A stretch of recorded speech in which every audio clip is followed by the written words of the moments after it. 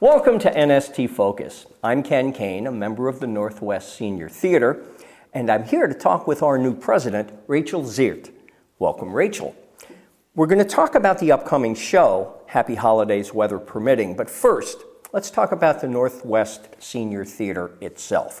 Congratulations on becoming the new NST president earlier this year, but tell us, are congratulations in order? I'm a retired school teacher. And I love working with people. I'm also I can be bossy, which is interesting because seniors are very different than 8-year-olds. And I'm having to work on my P's and Q's and diplomatic skills. But I'm loving it. I'm loving the job. I've been on other boards. This is the first time I've been president of a board. I've been treasurer, I've been secretary, I've been lots of other hats. So why'd you step forward to become president this time? I didn't realize I was stepping forward. I was secretary last year, and we had a board meeting, and Ariane said that we're needing to have nominations, and Lennon just said, I nominate Rachel. And I'm going, okay. But I couldn't say no because I really do think I have skills that NST needs, and I love the people here, and so I'm excited. It's a new challenge for me too. In addition to the fall show that we're in the midst of rehearsing, what else does NST have on its plate coming up? Well, we're working on, that's one of the things as a board, I'm trying to bring NST back to more modern times. We were closed for a while. When I started looking at the documents, like our bylaws were from 2005. So that definitely needs to be worked on. We worked on a code of conduct, which I think is really important, so we understand how we all can work with each other. Plus, there's another something that I love that I've done in other theaters, groups that I belong to, is to give back to the community. So actually, you and I are working to form small groups, so we will go out to senior homes. People who cannot get out and be part of our audience, cannot get out on their own, we'll bring the show to them. So that's what I'm excited about. It's going to be a very interesting beginning to 2026. Yes, I think it will be. You're performing in the fall show, Happy Holidays, Weather Permitting, but you're also additionally the choreographer. How'd you come by the skills to do that job? And tell us a little bit about your background in general. Well, I grew up in San Francisco. My parents we were very comfortable, but we didn't have enough money for dance lessons, and I loved to dance. So when I graduated college, started the job, I had money, at which point I started studying formally, and I'm classically trained ballet. I belong to the Peninsula Ballet Theater in San Mateo. I never danced with the corps, but I did take classes with the corps. In fact, I think this is kind of interesting. I was pregnant, very pregnant, and I was still taking classes. And I came home one day, and my husband said, "You're home early from ballet class." And I said, "Yes, I just took the bar. I couldn't do the center where you do your leaps and turns." He says, "That's okay. You're really close." And I went into labor that night.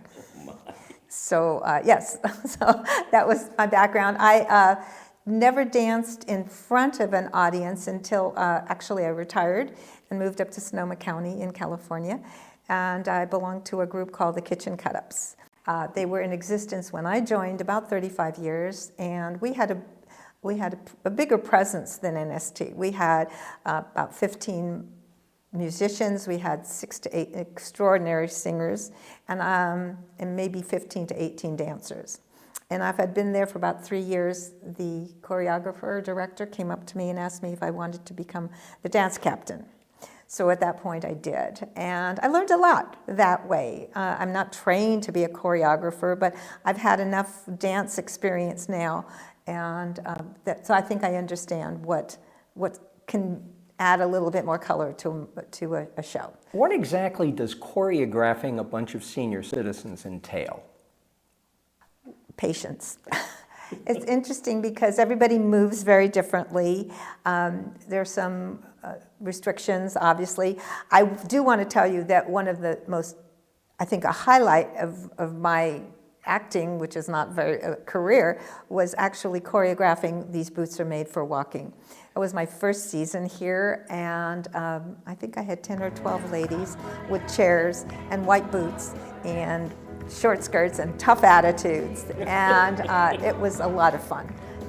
But what's interesting is that people are discovering you can know the words, you can know the steps, but to put the two together is quite a feat. So that's, I think, the biggest challenge that my dancers are seeing. So anyway. And how do you interact as the choreographer? You have a music director. There's even an assistant music director. You have an artistic director.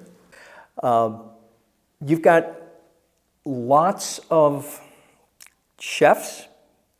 How do you all interact and keep everything going and not stepping on each other's toes, pardon the pun?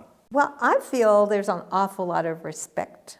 I know that the directors work really hard at it, and when I get up in front of the group, I know everybody's doing their best, and they are enthusiastic, and if they can't do the choreography, they'll either ask me to just, if I can help them, or I modify it, or they ask to be removed. So to me, it's been an easy job. It's absolutely. For me, just sitting down and trying to take the steps, though, that I know I'm capable of, and what I'd like to see, and what everybody else can do is very different. Because in the kitchen cut-ups, all of them were trained dancers, so they had a different background than people here. So. And you'll also have in the show coming up, you have a dance partner for a couple of numbers. Yes. Tell us more about him. Okay, I'm chuckling because who would have expected somebody who's 5'1" and weighs 105 pounds, who's classically trained, and now I'm also tapping, to be dancing with someone who's 6'3" and a beanpole. But Jerome, I met Jerome ballroom dancing. When I moved up here, my husband passed away 3 weeks later, and so I didn't have a community, and so I started looking around. What did I want to do that I hadn't done before? And ballroom dancing was one of them. And so I started classes, and that's how I met Jerome. And so, yeah, he's a lot of fun. He's a lot of fun to be with, and the girl, he's quite the ladies' man. He does have a girlfriend. And when I dance with Jerome, he treats me like I'm an egg. He treats me very gently, because I am, I am along in years, and I don't dance like I did when I was 35.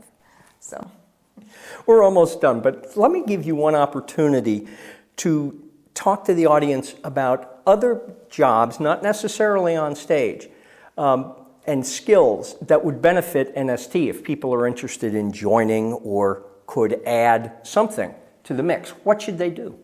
It just seems to me that we have a full cast. There are 26 of us.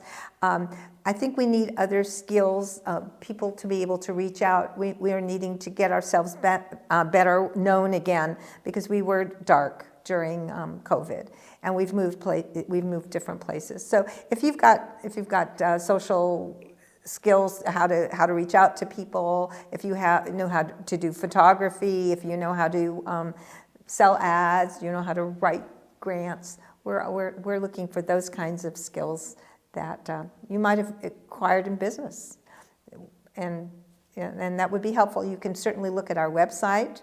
It is www.nwseniortheater.org, and that's where you can find information about the group in general, but also about the show coming up. So let me thank you, Rachel, and let me thank you folks for coming November 19th through 22nd, 2 o'clock each day at Rise Church in Tigard. It's the holiday show that isn't. Let's put it that way. It's called Happy Holidays, weather permitting, and we hope we see you there. Thanks for joining us on NST Focus.